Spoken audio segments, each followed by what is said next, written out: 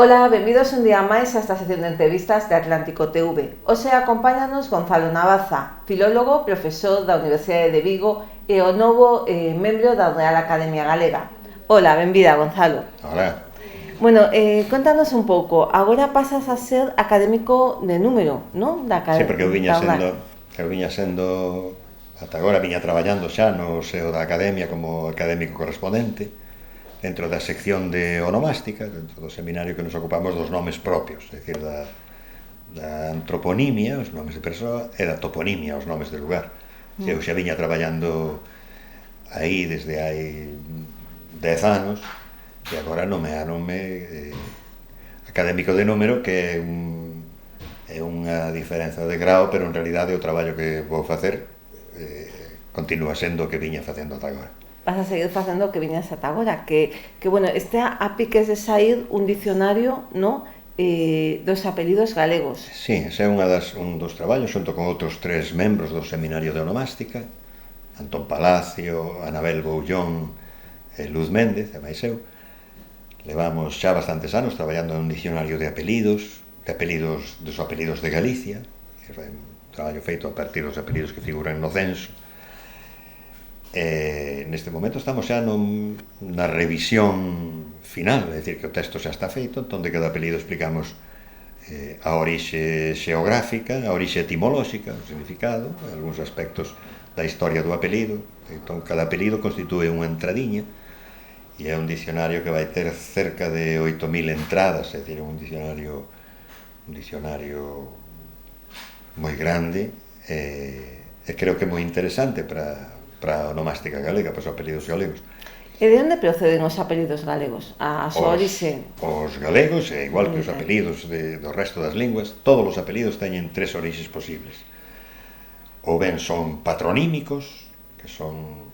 Os patronímicos non son moitos, pero de cada un deles hai moita xente, é dicir, son moi abundantes, hai moita xente que porta patronímicos, é dicir, os derivados de un nome persoal, normalmente o nome do pai, de Rodrigo Rodríguez, de Pedro Pérez, de Fernando Fernández, e algúns particulares galegos, eu sei, pois, Vázquez, que é de Vasco, que é a forma galega de Velasco, de maneira que o apelido Vázquez é a forma galega do castelán Velázquez. Ou Estévez, que deriva de Estevo, é dicir, é un patronímico galego, porque o correspondente castelán é Estébanez. Estes, xa digo, non son moitos, pero son os máis abundantes. O apelido máis común en Galicia, por exemplo, é Rodríguez, o segundo creo que é González, os máis frecuentes son os patronímicos. Este é o primeiro tipo de apelidos patronímicos. Outros son apelidos toponímicos, que indican o lugar de orixe ou procedencia do primeiro que os portou. De maneira que se alguén se chama, estaba comentando antes, por exemplo, un apelido de Vigo, Abalde. Abalde é o nome dun dos núcleos de poboación da parroquia de Beade.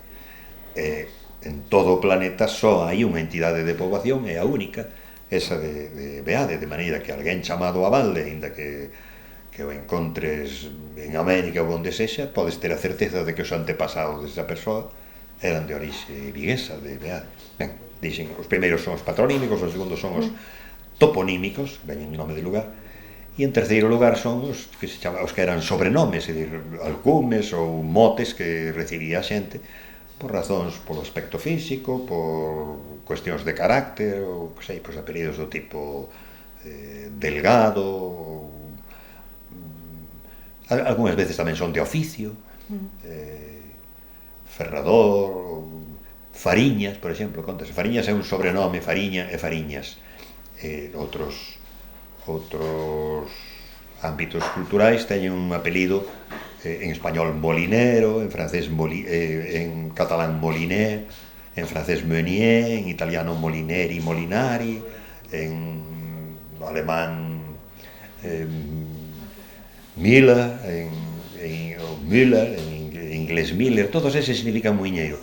En Galicia non temos un apelido de oficio que signifique muiñeiro, porque no seu lugar usouse unha especie de chiste, Fariña ou Fariñas, pero é un apelido de oficio. Entón este sería un sobrenome, de maneira que todos os apelidos en todas as linguas teñen esas 3 orixes posibles, ou patronímicos, ou toponímicos, ou sobrenomes. En Galicia como está conservada a identidade galega do apelido? Pois bastante atrapallada, digamos. É dicir, foi porque quedou alterada pola pretensión de someter a ortografía do castelán formas lingüísticas que pertencen a outra lingua. Entón, casos de tipo, que sei, pois, onde había un fonema exclusivo do galego, xe, pois, transformouse. Non hai requeixo como apelido, sino requejo, cosas por estilo.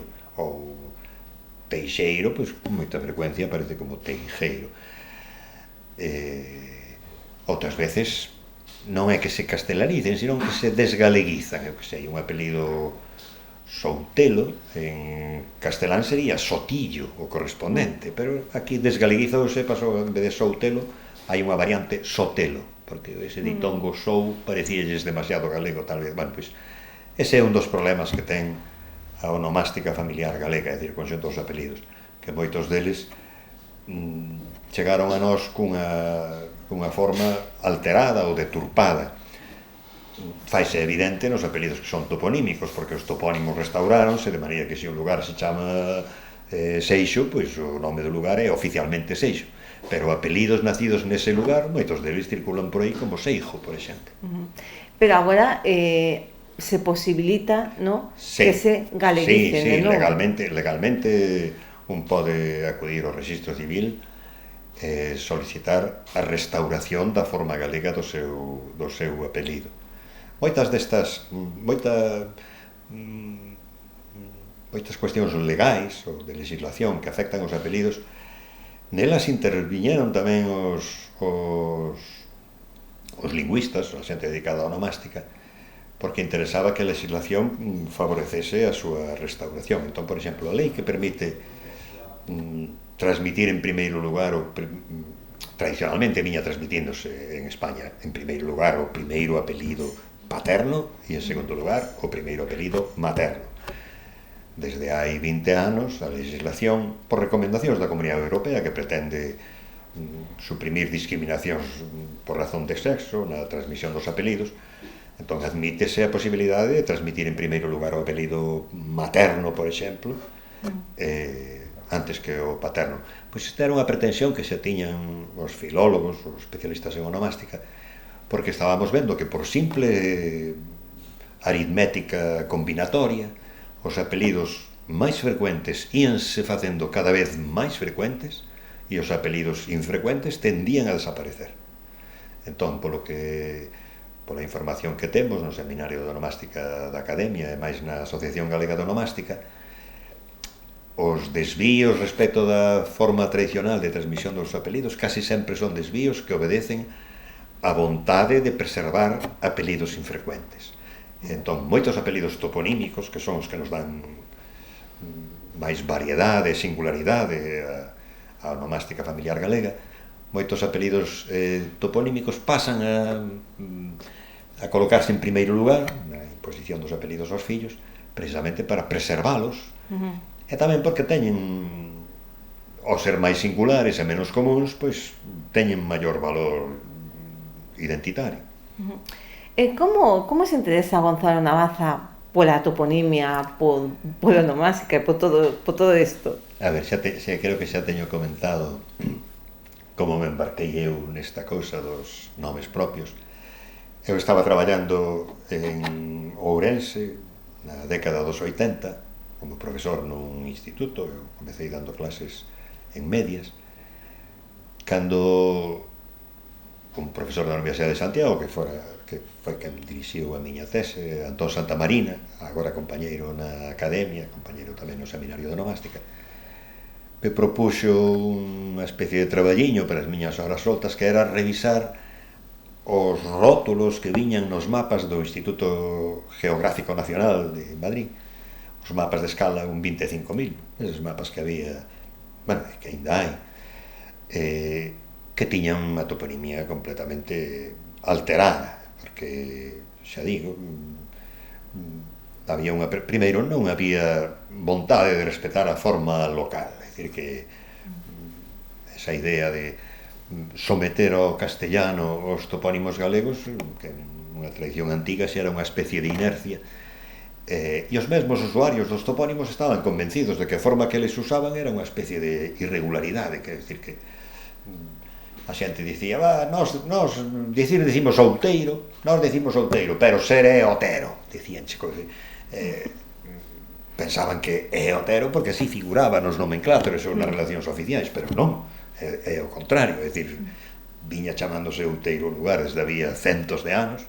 Bueno, pois comecei a facer ese traballo, un traballo de turismo rural, era andar polas aldeas e preguntándolle a xente, levaban os mapas e preguntándolle a xente como lle chaman aquí, chaman ese río, como lle chaman ese monte, como lle chaman esta aldea. E fui apaixonando polos topónimos, porque que ademais a xente que se dedica a estas cousas, a onomástica e a toponimia en xeral, está convencida que Galicia é un auténtico paraíso para un toponimista, pola abundancia de toponimia, pola variedade, pola antigüidade, e ademais porque dispoñemos de moita documentación escrita desde tempos moi antigos, a moitos topónimos que hoxe parecen topónimos de segunda importancia, porque ni sequera designan poboacións, hai moitos topónimos que teñen máis de 1000 anos e podemos confirmar esa antigüidade, porque hai documentos onde xa os lugares se chamaban tal como se chamaban hoxe, pois, mellor no século VIII, no século IX, é dicir que temos moita toponimia moi variada e moi antiga, e é un mundo apaixonante, sí. E podes evitar, non sei se podes evitar cando te presentan a alguén e te den un apelido, pensar, de onde pode ser esta persona? Non, teño unha deformación profesional cos apelidos e cos topónimos, viaxando, bueno, a miña muller xa sabe de sobre, viaxando por unha estrada, de repente pasamos demasiado rápido o rótulo dunha localidade, non me deu tempo a velo, de parar e mirar como se chama, non podo ver un nome sin pensar que é o que pode ser, pero supoño que é de formación profesional. Esa para onde matar, dende a Real Academia Galega creo que hai portais e hai ferramentas abertas a xente, non? Para que participe. Pois, por exemplo, agora, para a cuestión da toponimia, hai anos, hai máis de 20 anos, iniciouse un proxecto que se chamaba Toponimia de Galicia, o PTG, Proxecto de Toponimia de Galicia, que consistía en intentar recoller toda a toponimia viva, os nomes dos lugares que manexa a xente, e colocala no mapa xeorreferenciada, é dicir, indicando as coordenadas exactas e que territorio designa cada topónimo. Ese era un proxecto que se facía con bolseiros que facían traballo de campo, pero a cousa era moi lenta, entre outras cousas, pola cantidade de toponimia que temos, porque en Galicia conflúen todos os factores que aumentan a toponimia, todos están presentes en Galicia. A orografía irregular, a dispersión da poboación, a fragmentación das propiedades, o minifundismo, todo iso favorece que haxa moita toponimia. Entón, ese proxecto, cando se chegou a recoller 200.000 e pico de topónimos, cancelouse, chegou a crise tamén, paralizouno, e despois restaurouse ese topónimo con unha aplicación que hoxe pode descargar calquera co seu teléfono, por exemplo, unha aplicación chamada Galicia Nomeada, coa que pretendemos efectivamente a colaboración da xente, que a xente que coñeza está en tal lugar, este sitio chamase de tal modo, que poidan subir a esa plataforma, ese lugar concreto, coas súas coordenadas, e situar ali o nome con que é coñecido. Andamos agora aproximadamente polo medio millón de topónimos recollidos e localizados no mapa. Moitos deles, a mellor, hai que revisalos, a xente escreveos tal como os escoita dicir, ou logo nós, por exemplo, comparando con documentación escrita e outros detalles, pois a mellor cambiamos un B por un V ou alteramos a forma. E digo que levamos cerca de medio millón de topónimos recollidos. E a esperanza que temos é chegar, pois, superar tal vez os 2 millóns de topónimos, que é unha cousa moi sorprendente, xa digo, o número de nomes de lugar que hai en Galicia é impresionante. Bueno, isto xa é unha cousa que xa se viña sabendo desde hai tempo. O padre Sarmiento xa foi o primeiro que chamou a atención sobre a enorme riqueza toponímica de Galicia, e viña repetíndose con frecuencia que só no que se refire aos nomes dos núcleos de poboación, é dicir, de entidades habitadas, o o conxunto dos núcleos de poboación que hai en Galicia case se achega a metade dos que hai en toda España. Caramba. Sí, porque esta dispersión, isto é fácil de percibirlo, sei, en a provincia de Palencia, imaginas, hai un núcleo habitado aquí, a 20 kilómetros hai outro núcleo, e entre os dous, que hai? Pois nada, campos cultivados, ou que sexa, pero non hai núcleos. En Galicia a dispersión da poboación chama a atención a calquera, está a xente dispersa por todas partes. A abundancia de auga favoreceu esa dispersión da poboación. De maneira que... Pero é un tesouro que temos. Claro, o sea que hai que valoralo, ¿no? Hai que valorar ese patrimonio. Hai que valoralo, e ademais agora non só debemos valoralo como patrimonio, senón que está protegido, é dicir que a legislación relativa ao patrimonio inmaterial protexe tamén os topónimos tradicionais, de maneira que había certa tendencia, especialmente en áreas urbanas, que cada vez que se abría unha nova rúa, unha nova praza, buscaban que nome inventar para poñerlle.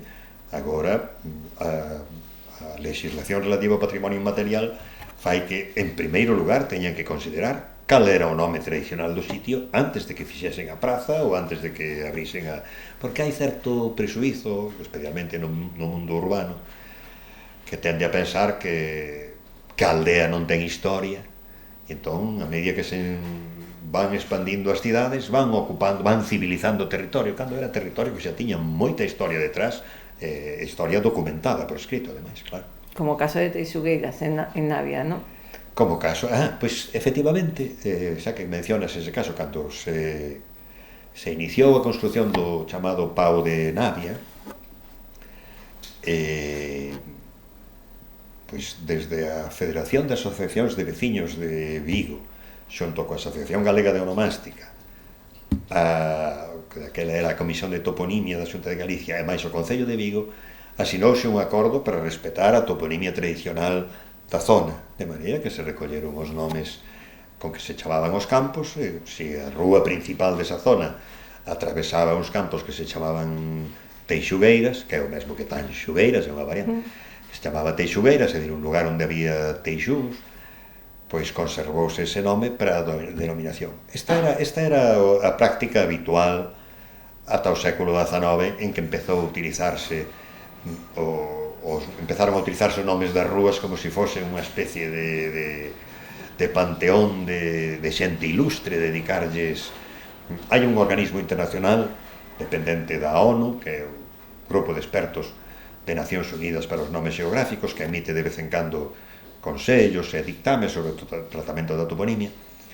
Algúns dese dictames son asumidos tamén pola UNESCO, que leva, este organismo, leva moitas décadas desaconsellando o uso desa chamada toponimia conmemorativa e honorífica, porque é un modo de sepultar os nomes tradicionais, é un modo de sepultar patrimonio. Bueno, pois nada, Gonzalo, moitísimas grazas. Dende agora veremos con outros ollos, ¿no? A toponimia por onde nos movemos. Moitas grazas por acompañarnos. Grazas.